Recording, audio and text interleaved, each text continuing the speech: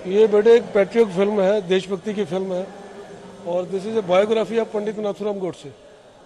तो क्या यूएसपी रहेगी इस पे, दर्शक इसे देखें, क्या यूएसपी रहेगी जो दर्शक इसे थिएटर में जाके देखें? बेटे दर्शक इतने इस फिल्म को देखेंगे कि आप सोच भी नहीं सकते, क्योंकि आज हर आदमी चाहता है कि महात्मा गांधी का मर्डर कैसे हुआ था उसका सच जानना चाहता है, खासकर आज की नई जनरेशन। मेरे साथ यूथ जुड़ा हुआ है।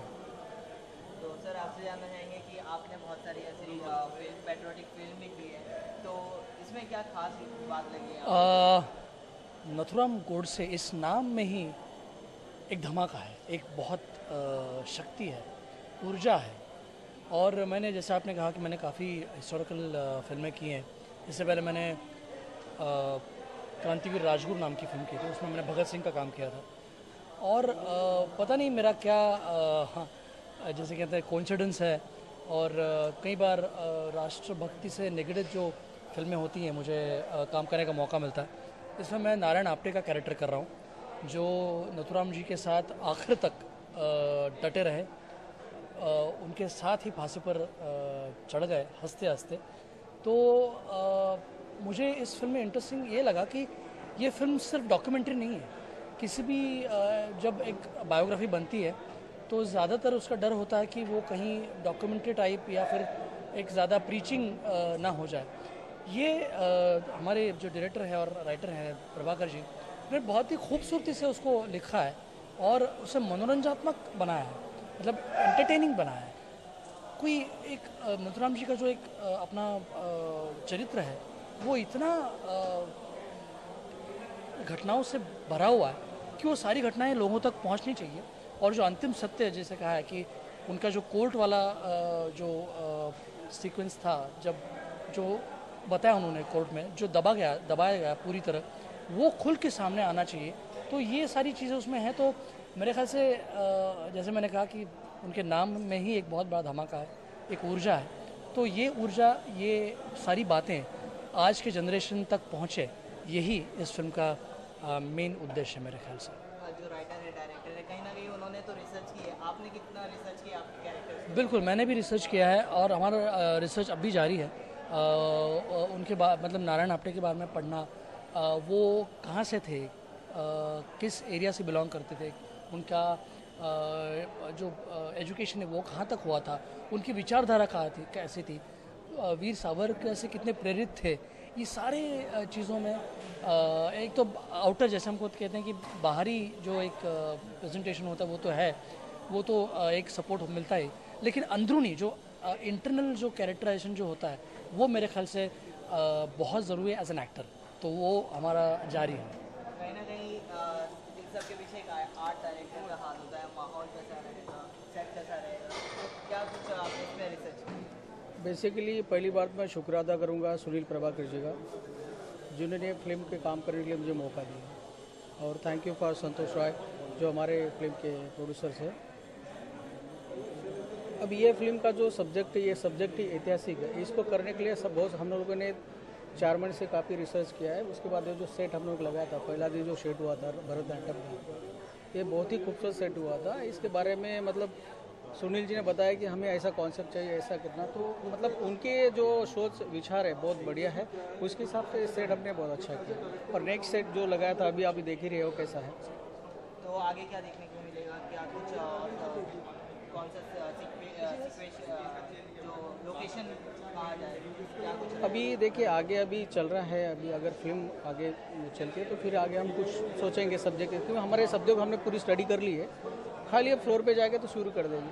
और थैंक्स फॉर सुनील प्रभाकर जी और संतोष राज जी का, थैंक यू। ऐसा है, अब मैं आपको अपनी कास्ट से मिला रहा हूँ, आप 1 बाय 1 उनसे पूछिए। ये शैलेंद्र गौड़ जी हैं, जिनको आपने फिल्म सावरकर में, मेन वीर सावरकर में देखा है, प्लीज़। उनके बाद शशि शर्मा है, ये वीर सावरकर हैं। संतोष जी को मिल चुके, ये दीपक राजा जी हैं। एज ए कॉमेडी भी हमने इसमें कॉमिक पंच भी रखा है, जिसके लिए दीपक जी को लिया गया। तो आप शैलेंद्र जी से बात कीजिए। तो कैरेक्टर के बारे में बताएं, किस तरह का कैरेक्टर आप प्ले कर रहे हैं और क्या खास बात रहेगी आपके? मैं जो इसमें प्ले कर रहा हूँ वो विष्णु पंत करकरे का कैरेक्टर कर रहा हूँ। मैंने वीर सावरकर फिल्म में वीर सावरकर की मुख्य भूमिका की, और जब मैं अंडमान जेल में था, मतलब जब मैं शूट कर रहा था अंडमान जेल में, तब मुझे महसूस हुआ कि एक क्रांतिकारी ने इस देश को आज़ाद कराने के लिए कितनी कुर्बानियाँ दी हैं, कितनी कुर्बानियाँ दी हैं। तो नाथूराम गोडसे का जो ये हवन है, इस हवन में मैं अपनी छोटी सी आहुति डाल रहा हूँ, और मुझे बहुत खुशी हो रही है कि मैं वही क्रांति की ज्वाला एक बार फिर से जला सकूंगा, और मैं महसूस कर सकूंगा कि गांधी की हत्या के पीछे जो कारण थे उनको मैं अच्छी तरह से जान पाया, और हमें नाथूराम गोडसे साहब ने जो कुछ भी कहा उनकी हर बात को वेद वाक्य मान के हम आगे बढ़ते चले गए उस अभियान के लिए, जिस अभियान को इस फिल्म के माध्यम से हम दिखाएंगे कि हमारा अभियान क्या था, हमने वो कैसी यात्रा की। वो हर हत्या के पीछे कोई ना कोई कारण होता है, और इस हत्या के पीछे का जो कारण है वो बहुत कम लोग जानते हैं। इस देश के अंदर हर देश के नागरिक को यह अधिकार है लोकतंत्र के अंदर कि वो जान पाए कि आखिरकार नाथूराम गोडसे ने महात्मा गांधी की हत्या क्यों की। हम तो उनके रास्ते में चलने वाले पथिक में से एक हैं, जैसे ये और मैं, सब हम लोग उनके साथ देने वालों में से एक थे, लेकिन उनका जो देह था उसको पूरा करना हम अपना उद्देश्य मानते थे। जीवन का सर्वस्व निछावर कर दिया हमने इस संघर्ष के लिए। कहीं ना कहीं एक रियल क्रांतिकारी में जो जज्बा रहता था, तो आप ऑन स्क्रीन तो किस तरह का जज्बा है आपको ये? मेरे लिए तो ये जज्बा इसलिए दूसरी बार महसूस कर रहा हूँ। मैंने पहले वीर सावरकर में वो जज्बा पूरी तरह से महसूस कर लिया। मैं अंडमान में रह के आया जब, तो मुझे मालूम हुआ कि ये देश की आज़ादी कैसे मिली। चंद लोगों ने आज़ाद नहीं किया इस देश को, बहुत सारे लोगों का हाथ है, लेकिन वो सब पर्दे के पीछे रह गए, उनको छुपा दिया गया। सर ने जानबूझ के सावरकर का जो कैरेक्टर था वो इसमें नहीं निभाया। उन्हें एक बतौर एक्टर एक चैलेंज लेना था कि सावरकर छोड़कर मैं क्या क्या कर सकता हूँ। Yes. और ये चैलेंज इन्होंने इस फिल्म में ये मुझे बहुत अच्छा लगा कि मैं दूसरा कैरेक्टर भी निभा पाऊँ इस फिल्म में, दूसरा क्रांतिकारी बन पाऊँ। एक सावरकर के रूप में क्रांतिकारी बन गया, लेकिन दूसरा क्रांतिकारी बनने की बहुत इच्छा थी, जो हमारे संतोष राय जी ने और हमारे सुनील प्रभाकर जी ने पूरा किया। को वीर सावरकर का कैरेक्टर करने के लिए ऑफर किया था, ये नाराज हो गए। कहते डॉक्टर साहब मेरी स्थिति इस देश में गांधी की तरह हो जाएगी और मेरी हत्या कर रहे हो आप। तो मैंने फिर विष्णु पंत करकरे का कैरेक्टर ऑफर किया। चूंकि ये कलाकार है तो कलाकार को एक ही कैरेक्टर नहीं देना चाहिए, तो दूसरा भी हमने कटी का विष्णु पंत करकरे का करें, पर सावरकर का कैरेक्टर हमने शशि शर्मा जी को दिया है। आप अपने कैरेक्टर के बारे में बताएं कुछ डिटेल्स। मैं इसमें वीर सावरकर का कैरेक्टर कर रहा हूँ, जो एक क्रांतिकारी है और उसको क्रांतिकारियों का पितामह भी कहा जा सकता है। वो हैं, और इनको मतलब जो उस वक्त तात्कालीन सरकार थी उसने इनको ज़बरदस्ती केस लड़ा के अंदर बंद कर दिया, और जो हमारी न्यायपालिका थी उसने बाइज्जत इनको बरी किया।